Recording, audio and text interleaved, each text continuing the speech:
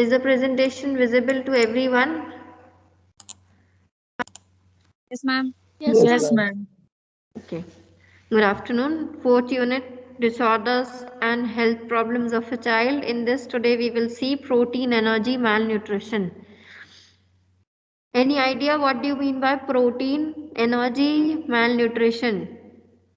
Other name for protein, energy, malnutrition is protein, energy, undernutrition. It's again in the unit over here, protein, energy, malnutrition. So PEM is what?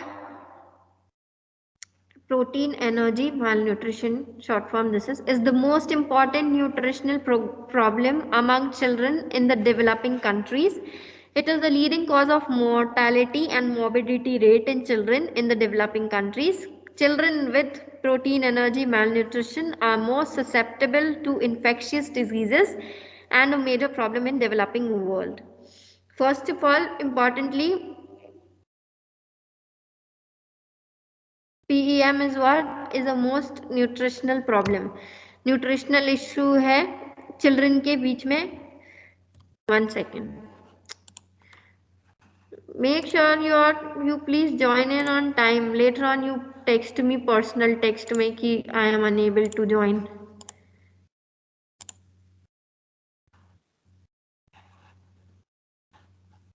I have unlocked the meeting. Please let everybody know कि जिसको join करना है आप join कर लो, but their present will not be marked since late हो गया अब.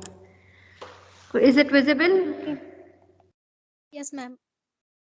So it is the most common nutritional problem among the children, and especially leading cause for what? Mortality as well as morbidity rate. Mortality rate means and morbidity rate means what? Ma'am, death rate होता है mortality rate and morbidity disease rate. Good.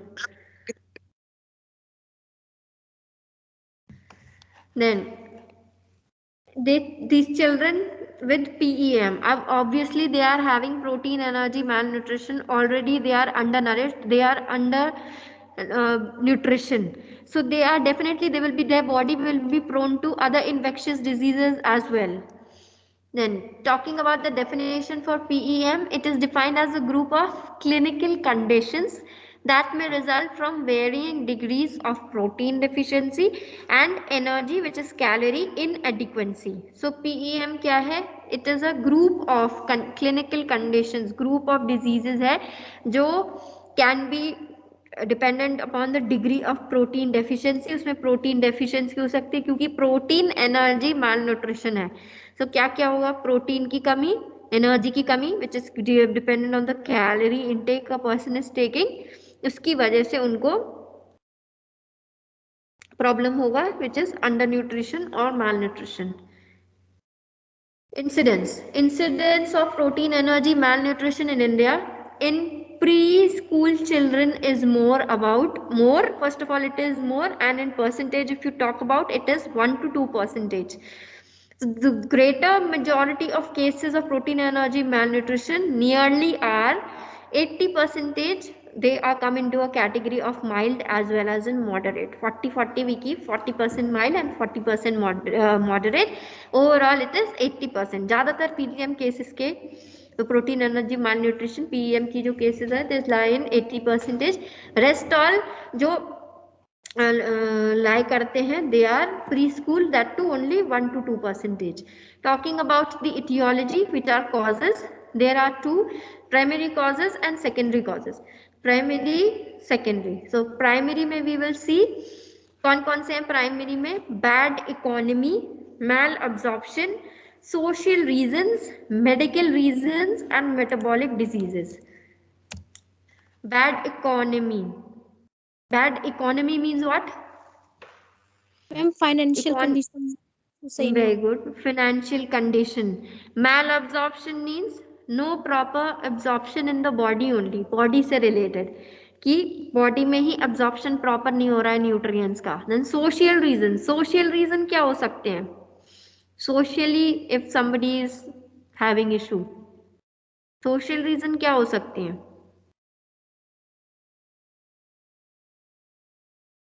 Social reasons, आजू ma'am बाजू के लोग बाग, some people क्यों नहीं खा, हाँ से if somebody wants to say, ma'am illiteracy, lack of हाँ you health can say, system, very good, illiteracy, lack of health and overcrowded in family, member ज़्यादा है फैमिली में, हाँ वेरी गुड, सबसे poverty, important factor is over crowding, आसपास में कितने लोग बाग हैं, that is crowding. Other social reason can also be poverty, social reason, correct, poverty.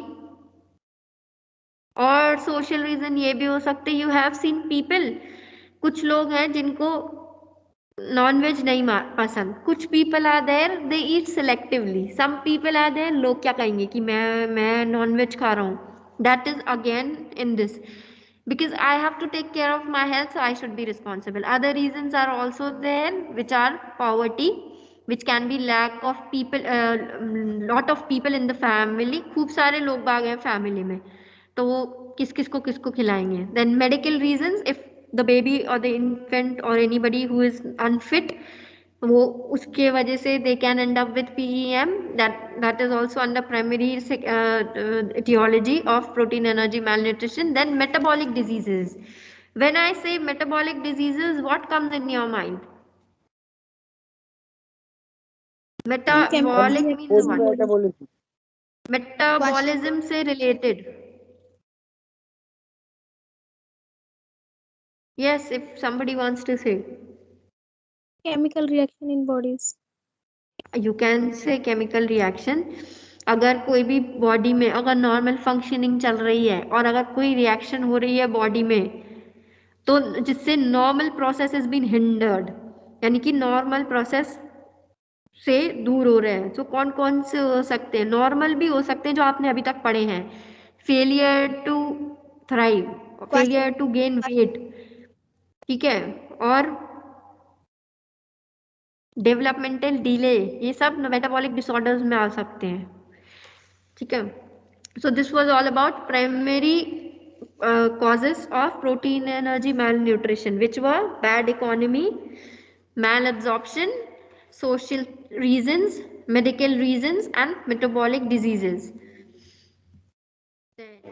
Due to primarily due to dietary deficiency, क्या क्या है, bad economy, ignorance, faulty food habits and feeding, ignorance from the side of the parents, कि ज़्यादा baby को attention ही नहीं मिल पाई, so because of that faulty bad habits, अब ये खाना नहीं खा रहे हैं तो I am giving chocolate, so now the child has adapted that behaviour that if I will refuse for feeds और foods, definitely they will be giving me chocolates to eat, तो this is faulty food habits and feeding, या फिर कुछ भी खिला रहे हैं, अगर हाँ ठीक है आज मेरे को पिज्जा खाना है तो along with me you also eat pizza, so that is a faulty food habits.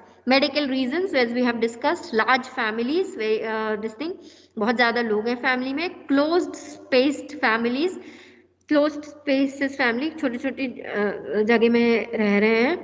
Then working mothers, mother is a working one, तो ध्यान ही नहीं दे रहे हैं बच्चे पे. Bad start as in जब weaning की process start हुई थी तभी अच्छी process नहीं हुई in that way. Then talking about secondary, due to intestinal malabsorption, उसकी वजह से क्या क्या हो सकती है, tuberculosis, diabetes, parasitic infestations, mismanagement of diarrhoea, कौन कौन सी है, this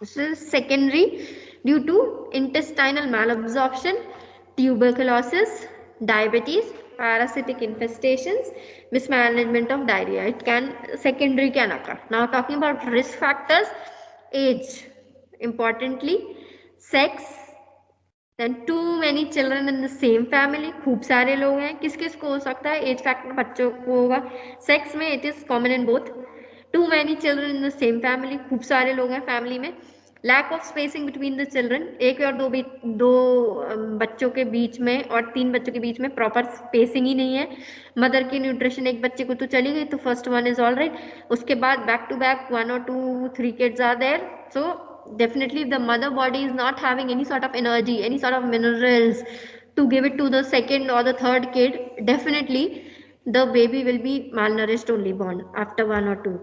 Low birth weight babies, then twins or multiple babies, दो है या दो से ज़्यादा बच्चे हैं तो poor growth in the first few months, पहले कुछ महीनों में ग्रोथ ही प्रॉपर नहीं हो रही. You will see some of the mothers complaining कि इतना तो खिला रहे हैं बट उसकी वेट ही नहीं बढ़ रही. देन फेलियर और stoppage of breast feeding, failure if it is a working mother, तो और else if the mother is not producing proper milk, तो वो क्या करते हैं, दे स्टॉप ओनली कि हो ही नहीं रहा है तो we are feeding some other formula feeds, और स्टॉपेज ऑफ ब्रेस्ट फीडिंग, और टाइम से पहले ही स्टॉप कर दिया. Delay in introducing complementary feeds, complementary feed supplementary feeds देने में लेट कर दिया. When the weaning process should start, weaning कब स्टार्ट करना चाहिए, what age? Ma'am after 6 months. Very good. After 6 months, weaning should be started. So जब start करना है वो टाइम में स्टार्ट नहीं करके लेट स्टार्ट कर दिया, आफ्टर 1.5 year और 2 year और may be whenever. Infectious diseases, कोई इन्फेक्शियस डिजीजेस हो गए तो, chronic diseases and congenital disorders, some sort of chronic diseases or else congenital disorders, and lack of adequate care for the pregnant lady. अब pregnant woman में sometimes you will see when a girl or a woman becomes pregnant or she starts conceiving, that particular time what happens, for initial days like for first trimester which is first, second and the third month, वो time में adequate care is given, but as the pregnancy proceeds, जैसे जैसे बढ़ती जाती है वो time में it is seen that the care and the protection towards the mother decreases, क्यों, पुराना हो गया, अब तो हैबिट हो गई, इनको तो एवरी डे का है. So it should be constant with in full all the 3 trimesters में. Then classification, it is being classified. What is being classified? Protein, energy, malnutrition, depending on some things, which is first is syndromal classification, second is Gomez classification, third is international classification, fourth is McLaren's classification. You have to remember all these 4 classification. First is syndromal classification. Which classification it is? Syndromal classification. Next is Gomez classification. Third is international classification and fourth and the final is McLaren's classification. अब वो भी सब divided है like syndromal. Syndromal मतलब क्या होती है? Ma'am group of symptoms. हाँ वेरी गुड. उसके अंदर में कौन कौन आएंगे? Kwashiorkor, nutritional marasmus, marasmic kwashiorkor and nutritional dwarfing. Dwarfing mean stunting, यानी छोटा डॉफ, जिसको आप बोलते हो कि एज इज एल्डर. डॉफ देखे है ना आपने, छोटे हाइट के लोग एकदम, डॉफ बोलते हैं उनको, स्टंटेड ग्रोथ रहता है उनका. सो न्यूट्रिशनल डॉफिंग हो गई यहाँ पर.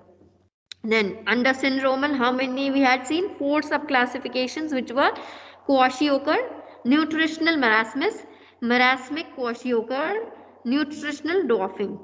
Talking about the second, which is Gomez classification, इसके अंदर degrees होती है, first degree, second degree and the third degree. First degree की weight के basis में we see weight between 90 and 75% of the expected weight of the child.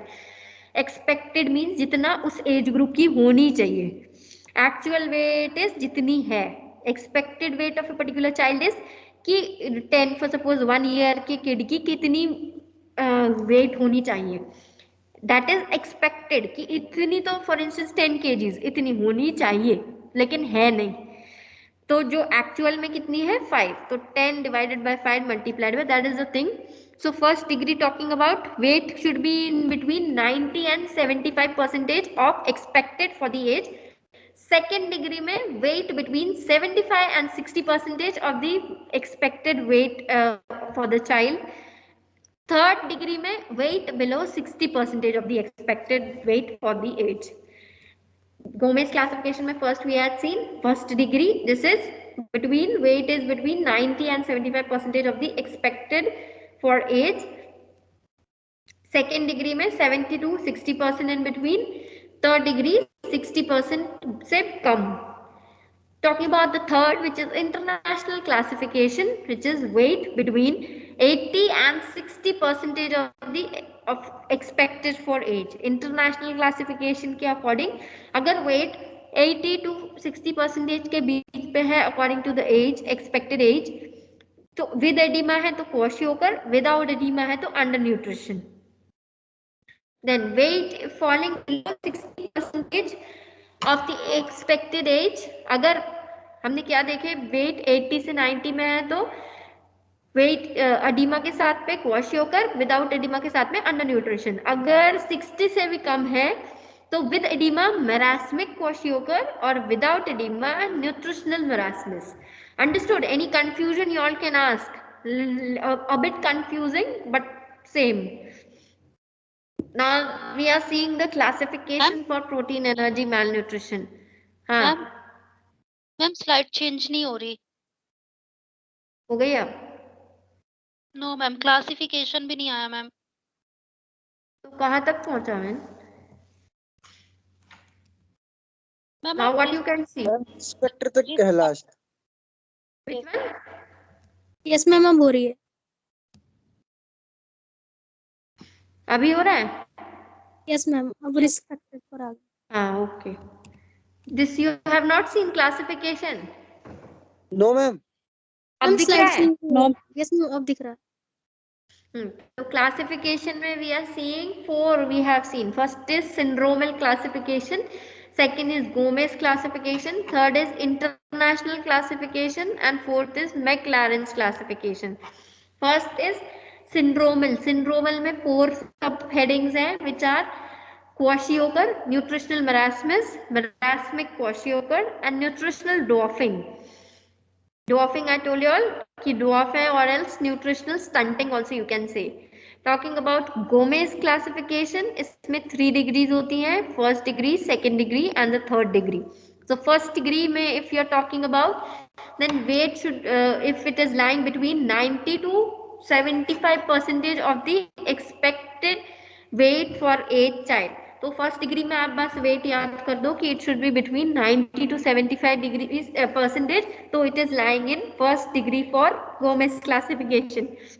अब similarly 75 to 60% between उतना weight हो रही है तो सेकेंड डिग्री, उसी की continuation 60 but below 60 of an expected weight for age child, so that will be under third degree.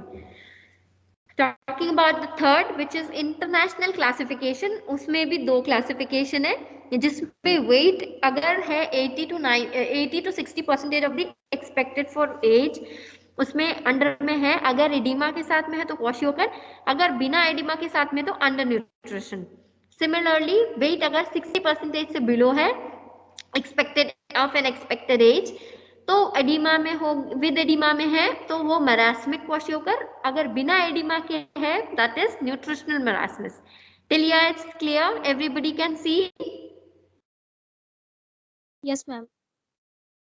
Talking about the last which is the fourth one which is Maclaurin's classification. इसके अंदर में 3 parts divided है, mild, moderate and severe. अगर mild है तो 90 to 80% weight should be between 90 to 80% of the expected age, and moderate में weight should be between 80 to 70% of the expected age, severe weight between below 70% of the expected age. So mild में क्या है 90 to 80% expected age के according, moderate में 80 to 70, severe में below 70. These were the 4 classification, very important: syndromal, Gomez, international classification, Maclaurin's classification which was mild, moderate and severe. Talking about the pathophysiology. Pathophysiology में first of all बहुत people you can see protein energy malnutrition की वजह से death हो रही है। तो कैसे हो रही है? That is an first of all very important inadequate protein intake or else inadequate protein as well as energy intake. अगर inadequate प्रोटीन और एनर्जी इंटेक होगा तो क्या होगा? बॉडी में पहुंचेगा ही नहीं तो अब्जॉर्ब नहीं हो पाएगा, अब्जॉर्ब नहीं होगा तो क्या होगा? अब्जॉर्ब नहीं होगा तो सिमिलरली क्या होगा? इधर क्या लिखा है? Reduced protein storage. अब प्रोटीन लिया ही नहीं हमने तो स्टोर कैसे होगा? तो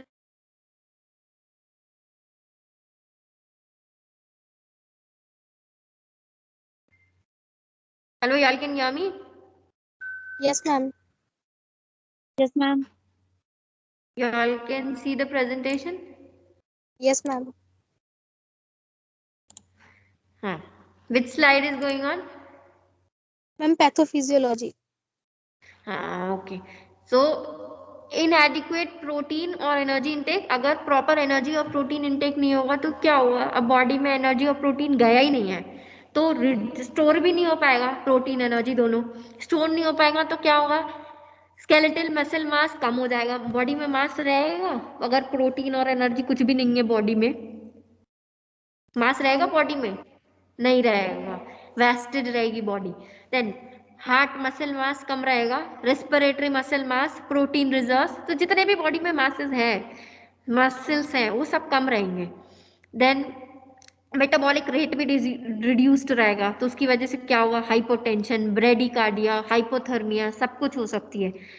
so naturally ending up with, अगर अडेप्टिव मैकेनिज्म में ये सारी चीजें नहीं रहेंगी, डेफिनेटली सक्सेसफुल अडेप्टेशन नहीं होगा, जिसकी वजह से फेल्ड अडेप्टेशन होगी। फेल्ड अडेप्टेशन का मतलब प्रोटीन और फैट लॉस बना रहेगा, हाइपो एल्बिनीमिया हो जाएगा, हाइपो एल्बिनीमिया, देन इम्यून डेफिशिएंसी रहेगा लीडिंग टू डेथ। ठीक है। Here also I forgot to tell that success, अगर adaptation proper नहीं है और अगर this continues, if this protein and energy intake, so metabolic stress होगा। अब naturally पेट में कुछ खाने के लिए नहीं है but stress still metabolism चल रही है, gastric juices बन रहे हैं, तो वो क्या करेंगे? Stress in the body. जब माइक्रोन्यूट्रिएंट डेफिशिएंसी, अब जो माइक्रोन्यूट्रिएंट्स है उनकी भी डेफिशिएंसी, स्टारवेशन टू सीवियर, अब खाने के लिए कभी खाने के लिए नहीं है, that time you can drink water and keep calm, but every day कुछ खाने को नहीं है, एवरीडे यू आर स्टार्विंग, वो सीवियर हो सकती है। So that is again starvation to severe. अगर बहुत ज्यादा स्टार्व कर रहे हैं 2 दिन 3 दिन 4 दिन, एक टाइम वैसी आ जाएगी तो body will leave, so that will be again death, जिसकी वजह से डेथ हो जाएंगे। You all can make your own pathophysiology also. This is the image one which are taken from net. Then talking about Kwashiorkor first, very importantly Kwashiorkor हम पढ़ेंगे। One only we will see today, Kwashiorkor, marasmus और उसके parts tomorrow we will see, so that it is not confusing, and make sure you listen it with the open ears so that if I am asking you all or else questioning you all tomorrow, you are able to answer. Okay. Yes, ma'am. Kwashiorkor. Kwashiorkor was first described by whom? Dr. Cecily Williams in 1933. And the term Kwashiorkor was introduced in 1935 according to the local name for the disease in Ghana. Term was said to be mean red boy due to the pigmentation changes in the body of that particular kid. Most common in preschool children. Preschool children कौन सी age group के होते हैं?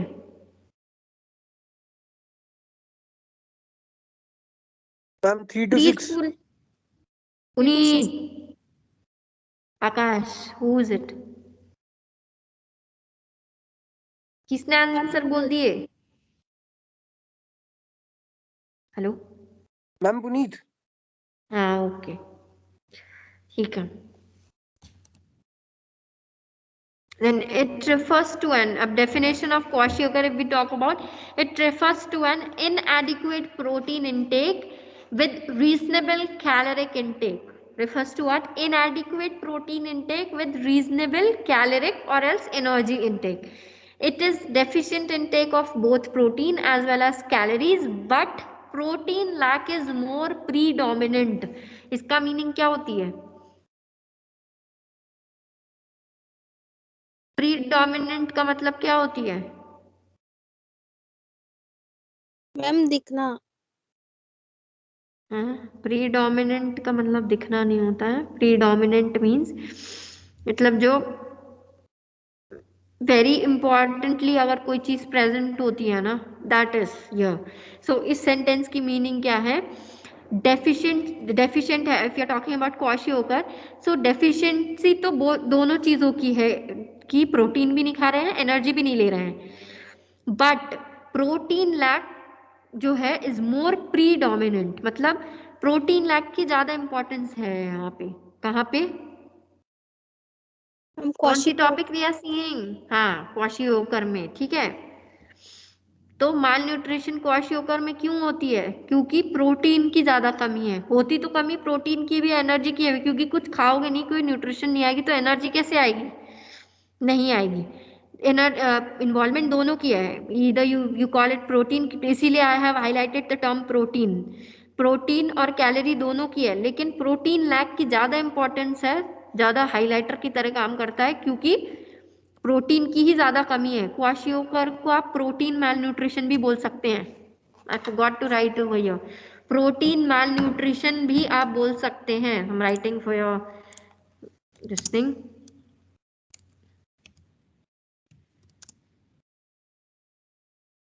y'all can see कि नहीं दिख रहा है? Ma'am दिख रहा है।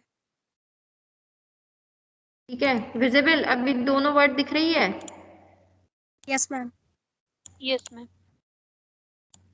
which is the words written kwashiorkor and protein malnutrition, दोनों को बोल सकते हैं आप। सो इट इज अबाउट, अब याद रहेगा, protein malnutrition, kwashiorkor means protein, याद रख लेना, protein, because this difference does come, differentiate between protein energy malnutrition and means marasmus and kwashiorkor। तो kwashiorkor मतलब प्रोटीन की कमी बॉडी में, दोनों की कमी होती है बट प्रोटीन की ज्यादा इन्वॉल्वमेंट है। Talking about the clinical features, essential features पहले हैं। इसेंशियली क्या क्या दिख जाएगा? Growth retardation with low weight and low height gain. Growth retarded रहेगी। Growth retardation means what? Retardation, retardation किसी भी प्रोसेस की स्लो हो जाना, you can say retarded growth.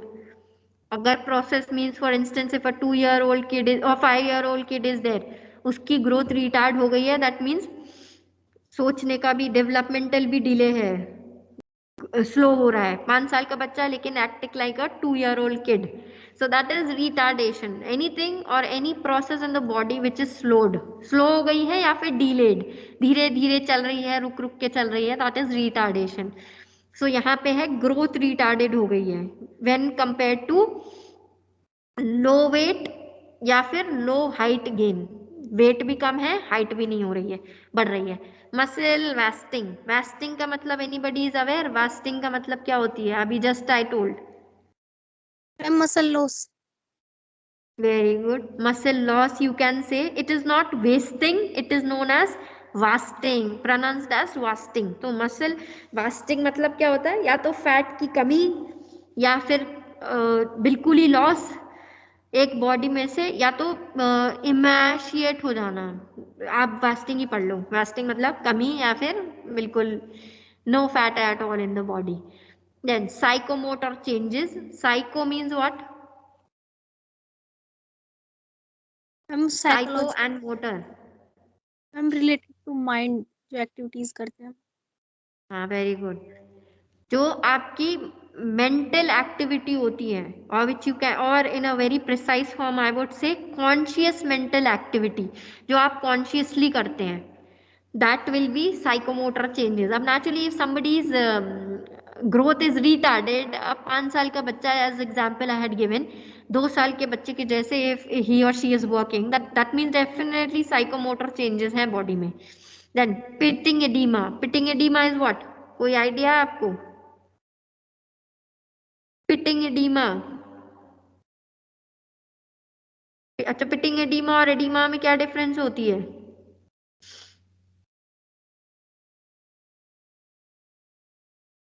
I have told you all in the class as well.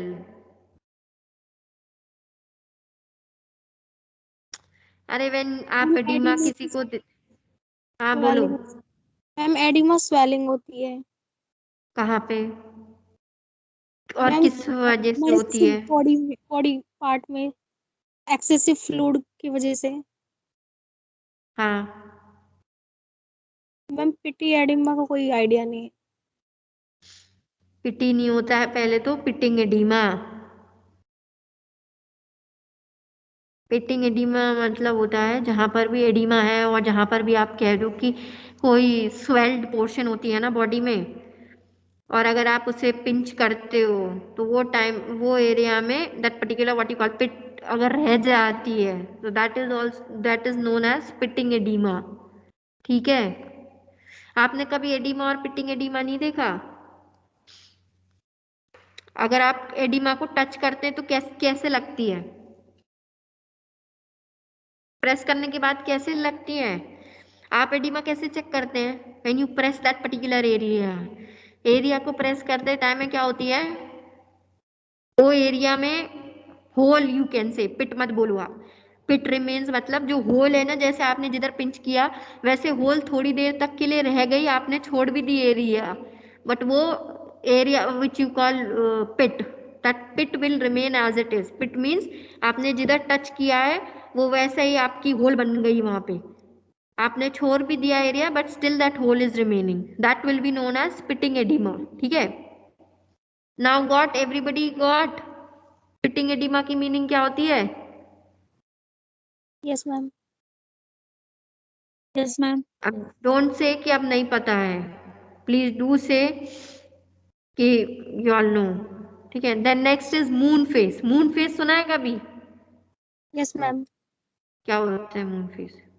Ma'am जो face है वो swell हो जाता है, पफी पफी दिखता हाँ, है। You can say, very good, puffy face रहता है, या फिर आप बोलोगे एकदम, but you will not call people, I am just giving an example कि जो चबी पीपल होते हैं ना, chubby children you have seen, chubby एकदम गोल गोल, so those Yes, ma'am. People आप उनको नहीं बोल सकते, बस I am just giving you an example of moon face people, जो एकदम chubby people, round face structure होगी लेकिन उनको पफीनेस रहेगी। Puffiness is what? It's a swelling. तो वो टाइप के लोगों को we will say moon faced people. Moon faced क्यों बोल रहे हैं? बिकॉज मून की तरह गोल है एकदम। ठीक है, टॉकिंग अबाउट नॉन एसेंशियल, पहले कौन से देखे आपने? Essential features. Next we are seeing non essential features. Non essential में क्या क्या आएंगे? एसेंशियल बहुत इंपॉर्टेंट, नॉन एसेंशियल इतने इंपॉर्टेंट नहीं है। Hair changes, skin changes, super added infections, minerals and vitamin deficiency, hepatomegaly. Hepatomegaly means, hepat means what and megaly means what? इसको divide ma'am करो, hepat and enlargement of megaly. liver. हाँ ठीक है, good.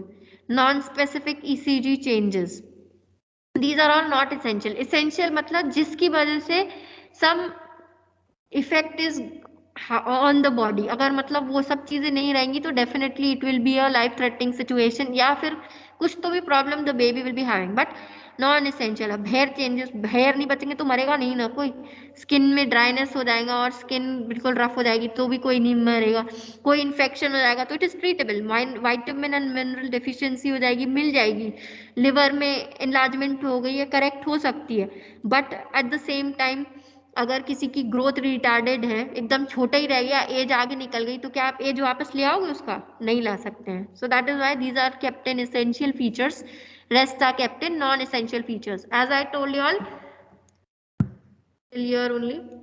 If any doubt you all can please ask. Till now this much only we will see for today. Tomorrow we will see the rest. Any doubt till now? No, ma'am.